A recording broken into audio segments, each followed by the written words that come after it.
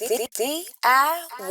I saw this story about an artist named Mac DeMarco. Mac DeMarco is a Canadian singer, songwriter, multi-instrumentalist, and producer. And he launched his own record label in 2018 called Mac's Record Label. Okay, well, he did something that was very experimental and something that got on my radar. I was like, hey, yo. He released 199 songs on one album. And here he explains why he did it. The One Wayne G album, for me, it's first and foremost, I think it's like when you're making music all the time, certain stuff, you make certain stuff and then it sits there and it kind of percolates for months and months and months. But it's always there and it's always going, don't forget about me. Like, when are you going to put me on an album?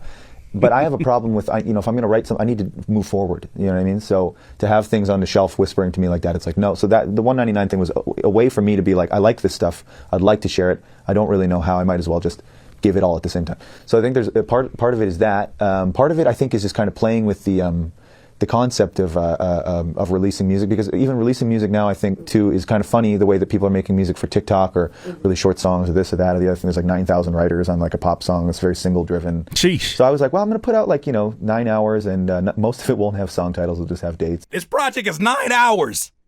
You heard him correct. His project is 199 songs and it's 9 hours. He ain't got to worry about somebody saying, hey, bro, when you going to be putting out some new music? He gave you a whole work shift of music. Hey, bro, I F with your new shit. No, you don't, because you ain't even finished it. What's your favorite song? He said he named his song after dates. January 24th, 2019. That shit bangs. And that's an idea actually borrowed from Ryuichi Sakamoto, who passed away recently. God bless his soul.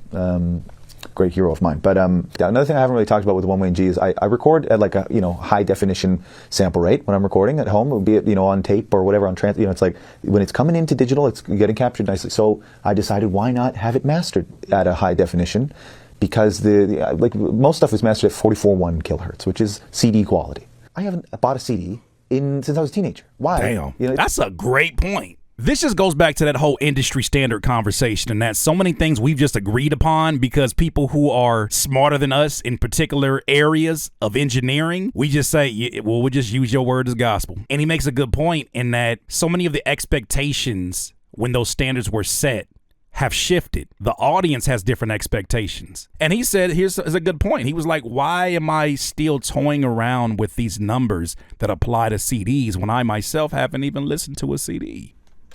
There's funny things about the way that the industry is in the standards.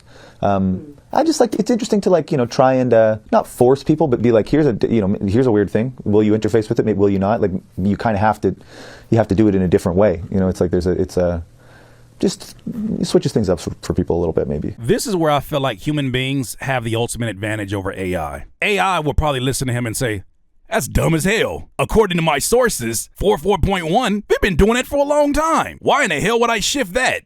That's the standard. Human being, what makes you want to do something so illogical? Kodak Black voice, because I felt like it. This is where I feel like we have the ultimate advantage, DIYers, is because we make illogical decisions like this, aka human being decisions, the embracing of error that always has us ahead of the curve. If it works or doesn't work, it doesn't matter. There's a domino effect of us actually trying it, because that'll spark an idea in somebody else's head that says, since he challenged that, why won't I challenge this? Why do drums have to be laid out like this? Why does a kick have to be here? Why does a snare have to be there? Somebody will push the envelope and that will inevitably push us to the next sound. And, I don't know, keeps it fresh for me. I don't know. He don't even know why the hell he doing it. You know why? Because human beings is illogical. And we ain't got to explain nothing to nobody. People will ask me about something I did in the live stream, making a beat from scratch, making a song from scratch, and be like, man, what made you go with that? And the only answer I have for them is, I don't know. Something led me there. It was a feeling. There's no algorithm for that feeling. There's no rhyme or reason for that. I just go there because that is the feeling. Props to Mac DeMarco, because he found a way to create a product out of one of the biggest obstacles that creatives that are afraid to put their music out because it's incomplete or that it's not perfect. He found a way to create a product around this. And I feel like in a weird way, we almost have to give folks like Kanye and Chance the Rapper, we got to give them more props for sort of pushing this approach to music in which you're showing the process in front of people although it's not complete, although it's not polished. Remember the song Wolves? Do you know how many different versions got actually released by him that he put out into the public? And he was like, that's not the right one. I'm going to take that down. I need to edit it again. So like literally mixing art in real time, not privately, but publicly. Chance the Rapper, I've seen him do this on his SoundCloud in the early years, like not that far removed from the acid rap days in which he was like, here's something I didn't feel like mixing. Now, whether that was true or not doesn't matter. It's the idea taking down a wall that has existed that needs to be challenged for our own evolution. There are people who are like, no, that goes against every artistic bone in my body. And you do what you're supposed to do. Nobody's wrong in this situation. That's the beauty of art, is that when people try different things, nobody is wrong. It's different. You tried your approach. I gotta give all kind of props to Mac DeMarco, because I'm looking at this and I'm like, imagine how many producers have beats that are not necessarily for beat selling, they're not necessarily for an individual product, that could do the very same thing that Mac DeMarco just did. I want to see what it actually looks like laid out though. It's on Bandcamp. Of course it is. Oh, buddy, where do you take a look at this? For $19, you can get all of this shit right here. It's so many songs, my finger getting tired already. Look at this. What is your excuse for not putting out music? It's not ready. I don't have a title. I didn't get the mix right. I'm waiting on a feature. Fam.